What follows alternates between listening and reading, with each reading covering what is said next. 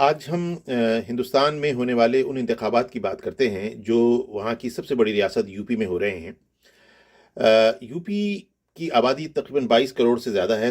पाकिस्तान की आबादी और यूपी की आबादी बराबर ही है।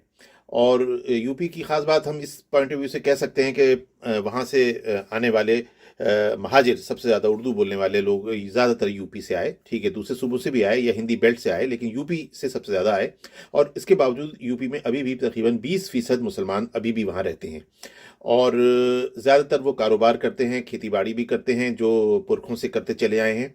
और इसके अलावा तालीम के अंदर भी आगे आ रहे हैं। और ख़ास तौर पे आपने सुना होगा कानपुर और उसके अलावा मेरठ, ऐसे मकामात हैं, अलीगढ़, जहाँ मुसलमान अपनी तालीमी दरसगाहों में, मुजफ्फरनगर भी एक जगह है जहाँ तालीमी तौर पर भी मुसलमान ने अपनी दरसगाहें क़ायम की हुई हैं। मिसाल के तौर पे अलीगढ़ की का तो हम सब जानते हैं कि सर सैयद अहमद ख़ान की अलीगढ़ यूनिवर्सिटी वहाँ थी। लेकिन वहाँ के इलाके मुजफ्फरनगर में भी शिबली के नाम से हज़रत मौलाना शिबली नौमानी ने भी एक यूनिवर्सिटी क़ायम की थी, एक कॉलेज क़ायम किया था, जो आज भी शिबली कॉलेज के नाम से है, जो यूनिवर्सिटी लेवल के बराबर है।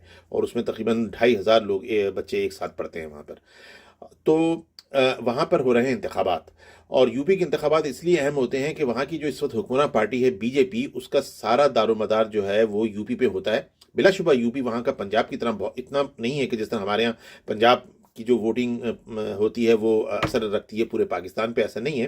लेकिन इसके बावजूद वो सबसे बड़ा सूबा है। और वो वहाँ की जो सियासत है उसमें यूपी का बहुत बड़ा हाथ है। वहाँ पर बीजेपी को 2017 के इंतखाबात में ज़बरदस्त कामयाबी मिली थी। 403 सीटें हैं वहाँ की, उसमें से तकरीबन उसने 350 सीटें हासिल की थी। और बाकी तमाम पार्टियाँ 50-60 सीटों में बट के रह गई थीं।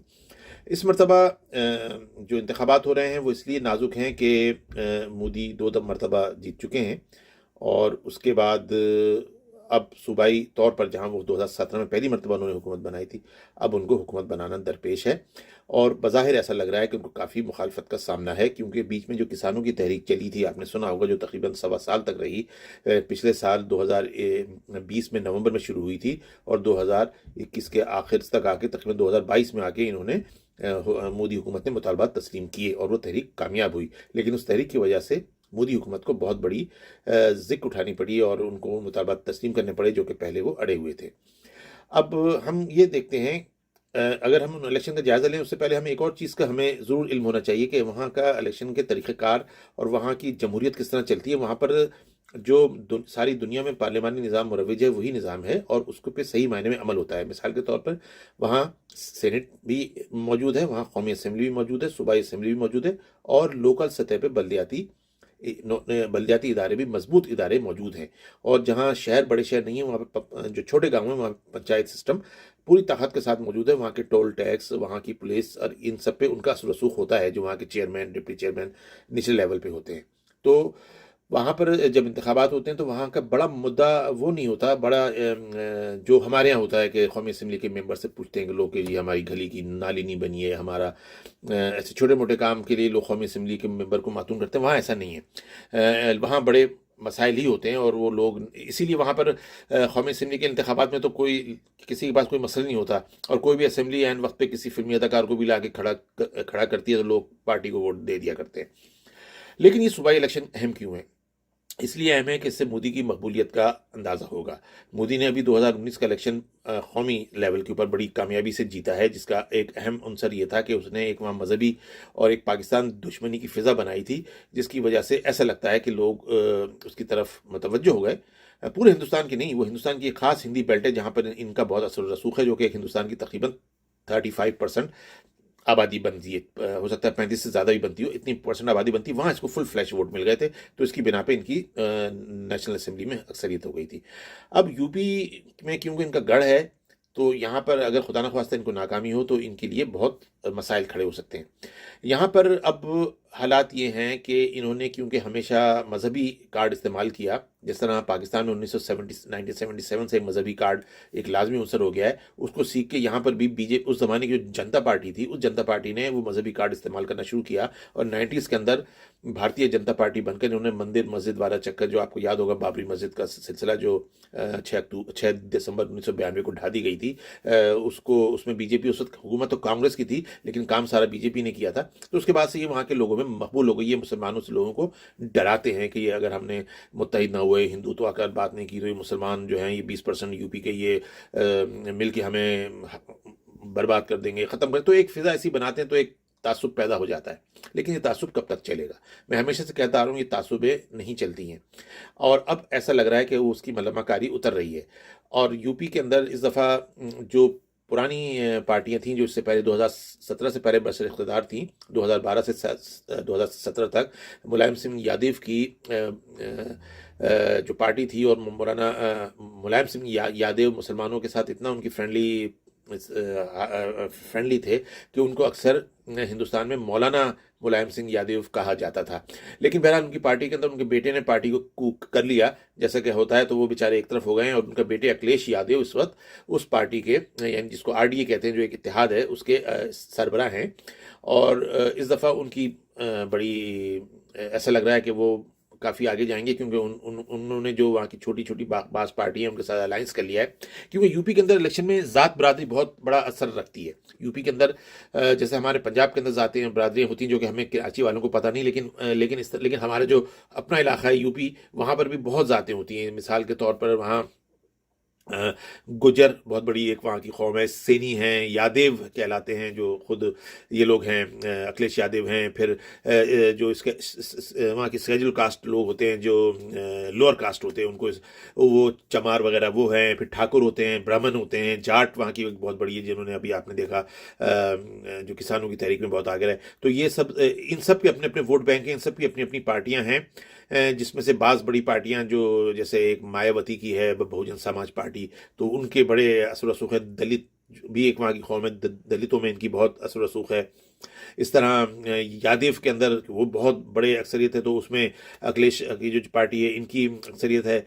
मुसलमान वहाँ पे 20% हैं, तो तकरीबन 22 करोड़ आबादी, तो तकरीबन 2-2.25 करोड़ आपके वहाँ पर मुसलमान भी हैं, बल्कि हाँ 2 से भी ज़्यादा, 2-2.5 करोड़ करीब मुसलमान हैं वहाँ पर। तो ये सब मिलके एक वहाँ पर ज़बरदस्त इस दफ़ा टक्कर देने जा रहे हैं, जिसमें अखिलेश यादव ने जो आरडीए बनाई है उसके अंदर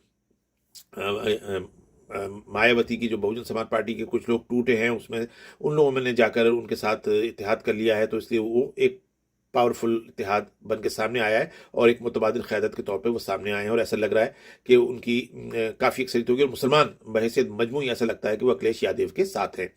इसके अलावा मायावती की अपनी पार्टी, वो पहले बस इख्तियार रह भी चुकी हैं, 2002 वगैरह में रही भी हैं। उनकी बहुजन समाज पार्टी, उनका सुरसूख है, बहन जी उनको कहा जाता है। लेकिन अभी इस दफ़ा वो पूरी ख़ुद के साथ इलेक्शन में दिखाई नहीं दे रही हैं। कांग्रेस किसी ज़माने में बरसे इख्तियार रही है, कांग्रेस का अपनी एक ताकत है, लेकिन वो बहुत तेज़ी से यूपी के अंदर असर रसूख हो चुकी है। गो के इस मरतबा वहाँ की इंचार्ज इन्होंने कांग्रेस ने का यूपी का इंचार्ज मानी का अपना गांधी, राजीव गांधी की जो बेटी हैं उनको बनाया है। लेकिन ऐसा लग नहीं रहा कि वो कामयाब इतनी पकड़ सकेंगी। प्रियंका गांधी शायद उनका नाम है, तो वो इतना दिख नहीं रहा उनका। तो असल मुकाबला ऐसा लग रहा है कि बीजेपी है और आरडीए यानी अखिलेश यादव की पार्टी के दरमियान है। बीच में मायावती कुछ वोट इधर उधर हो सकते हैं, उनकी कुछ मखसूस सीटें हैं जहाँ से वो जीती हैं। और इसके अलावा एक नया फैक्टर जो वहाँ पर आया है वो है अवैसी साहब, जो तेलंगाना यानी हैदराबाद दक्कन में उनकी पार्टी है, वहाँ पे 4-5 सीटें वो हासिल कर लेते हैं कुछ। लेकिन अब वो आए हैं मुस्लिम कम्युनिटी के नाम पे। मतलब उनका कहने का मतलब ये कि जो इतनी कौमें मैंने गिनाई, यादव, गुजर, जाट, इन सब की अपनी अपनी पार्टियां हैं, और वो पार्टियां वहाँ पे असर रसूख रखती हैं, और वो फिर हुकूमत में उनकी इत्तेहाद के साथ जब हुकूमत जीतती है तो अपना हिस्सा ले लेती हैं। लेकिन मुसलमान जो होते हैं वो, उनकी मनहसुल कौम कोई पार्टी नहीं है, वो किसी पार्टी के साथ देते हैं। पहले कांग्रेस के साथ थे, उसके बाद अभी अखिलेश के साथ हैं। तो वो आए हैं कि नहीं, मुसलमानों को एक तरफ होना चाहिए। लेकिन मसला ये हो रहा है कि इस वक्त मुसलमानों का असल मसला ये है कि बीजेपी से जान छुड़ाई जाए। तो बीजेपी से जान छुड़ाना पहला मसला है, क्योंकि बीजेपी ने इख्तियार में आते ही मुसलमानों के साथ बहुत ज़्यादतियाँ शुरू कर दी। मिसाल के तौर पे इन्होंने जो सलाटर हाउस थे, मुजब्बा खाने, उन सारे बंद कर दिए, जिसकी वजह से मुसलमानों बहुत बेरोज़गारी हो गई। क्योंकि एक बड़ा मसला था ये खालों का और गोश्त का। गाय को बचाने के चक्कर में उन्होंने ये सब कुछ किया। अब गाय यूपी में पहले ये होता था, जो ज़ाहिर है वहाँ पर बराह रास्त गाय को काटा नहीं जाता था, तो गोश्त नहीं बिकता था, लेकिन उसको दूसरे सूबों में भेज दिया जाता था। वहाँ से वो उनका जो अंजाम होना था वो होता था, और वो बीफ बनता था और खा ले। अब इन्होंने उनके लिए गाय को रोकना शुरू कर दिया है कि गाय जो एक सूबे से दूसरे सूबे ले जाए उसको पकड़ लो। बीच में आपने सुना होगा मुसलमानों को बहुत तंग किया, बहुत मुसलमानों को मारा पीटा कि ये गोश्त के खातिर गाय स्मगल कर रहे हैं वगैरह वगैरह। तो अब क्या हो रहा है, वो गाय बीजेपी के सर पे आ गई हैं। क्या हुआ है कि जो गाय को जब आप एक खास उम्र के बाद जब वो दूध नहीं देगी तो अब वो गाय तो एक्चुअली बेकार हो जाती थी, ये मुसलमानों के हाथों बेच देते, मुसलमान काट फूट के खा खूल जाते थे। अब जब उसको खाएंगे नहीं तो वो कहाँ करें, वो मारी मारी फिर रही हैं, वो मारी मारी फिर रही तो खेतों पे हमला करती हैं, तो खेतों में अच्छी चढ़ी हुई फसल को खा लेती हैं। तो इनसे बेचारे जो लोग बहुत परेशान हैं बीजेपी की वजह से, कि बीजेपी है यानी गाय गौ रक्षा तो हो रही है लेकिन हमारे लिए बड़े मसाइल पैदा होगा। तो ये बहुत बड़ा मसला वहाँ बन गया है कि वो उनके खेतों में गाय बछड़े ये जो होते हैं, बैल जो रिटायर हो जाते हैं, वो आके हमला करते हैं और फिर लोगों को मारते भी हैं, सींग भी मारते हैं और बहुत उसमें कैजुअलिटीज भी हो रही हैं। एक ये मसला वहाँ का बहुत है। कोविड के अंदर लोग परेशान बहुत हुए हैं वहाँ पर। हाल ही के अंदर जो पिछली दफ़ा कोविड की लहर आई थी उसमें ऑक्सीजन की कमी रही, लोगों ने लाशें फेंकी, दरियाओं में लाशें बहती रहीं, ये एक मसला है। लेकिन बीजेपी की हुकूमत ने बड़ी खूबसूरती से उसको यानी उसको अपने हक में लिया है कि उन्होंने गरीबों को ग़िज़ा हफ्ते महीने में 2 मरतबा उनको अजनास जो हैं आटा चावल दाल तेल, ये उनको महीने में 2-2 दफ़ा हर घर को फ्री देना शुरू कर दिया, हर फैमिली को। इस तरह इन्होंने अपनी एक ख़ास साख बना लिए क्योंकि बैठा बिठाए लोगों को अनाज मिल रहा है। जितने भी गैर शहरी इलाके हैं वहाँ पर तकरीबन हर एक को मिल रहा है। इस तरह गैस के सिलेंडर इन्होंने बांटे हैं। ये और बात है कि गैस के सिलेंडर तो फ्री में बांटे लेकिन गैस की कीमत बढ़ गई तो हज़ार रुपए के पड़ रहे हैं। फिर इस तरह इन्होंने वो मकान बनाने के लिए 2-2 ढाई लाख रुपए के कर्जे दिए जो कि बड़ी आसान किस्तों में इन्होंने लेने का कहा है, बल्कि शायद लेंगे ही नहीं।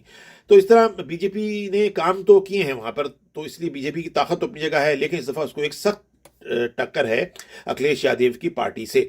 और जो मैंने मुसलमानों का बारे में कहा कि मुसलमानों का सारा जो है जोर वो अखिलेश के साथ है। अब यहाँ एक मसला पैदा होता है कि ये जो अवैसी हैं अगर ये मुसलमानों के वोट लेने की कोशिश करते हैं और मुसलमान इनकी तरफ राग़िब होते हैं तो उससे क्या होगा कि अखिलेश की जो पार्टी है यानी आरडीए, इसको नुकसान होगा और मुसलमान वोट ना मिले तो ये बहुत सारी अहम सीटें हार जाएगी। क्योंकि 403 सीटों में से कम 60 सीटें ऐसी हैं जिसपे मुसलमान वोट ताकत रखता है, यानी 60-70 सीटें, बल्कि 100 सीटें ऐसी हैं जिस पर असर रखता है। लेकिन इसमें से 30-35 सीटें ऐसी हैं जहाँ मुसलमान वाकई मजबूत हैं और अगर मुत्तहिद रहें तो वो किसी भी तरफ रुख फेर सकते हैं।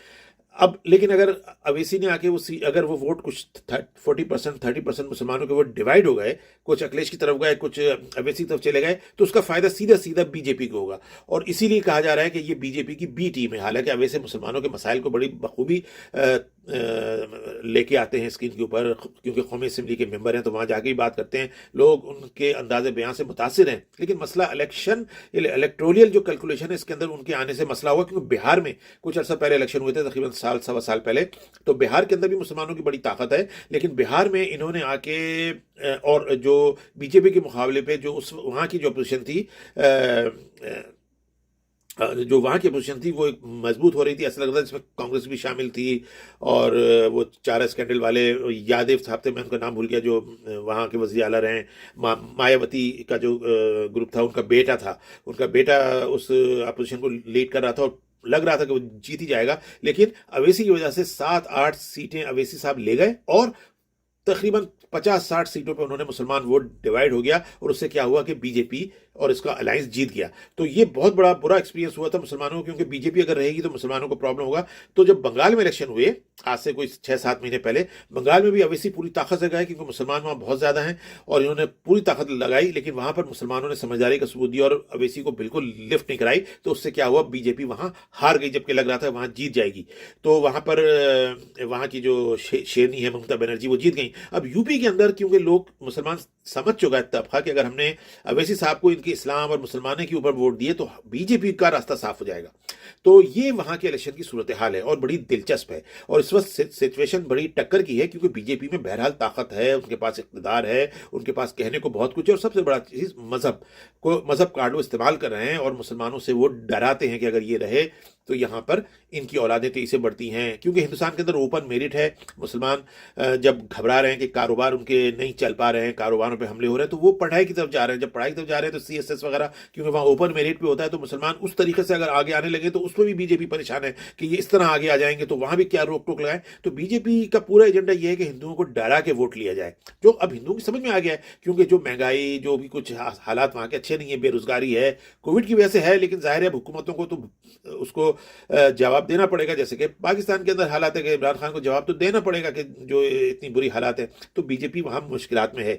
और इस वक्त अगर यूपी के अंदर इसको एक धक्का लग जाए तो बहुत बड़े मसाइल इस अंदाज में हल हो सकते हैं कि ये जो वहाँ पर तफर्रुखाबाजी और फिरका परस्ती और मजहब कार्ड हो गया है और हिंदू मुसलमान हो गया, यह वहाँ ख़त्म हो सकता है।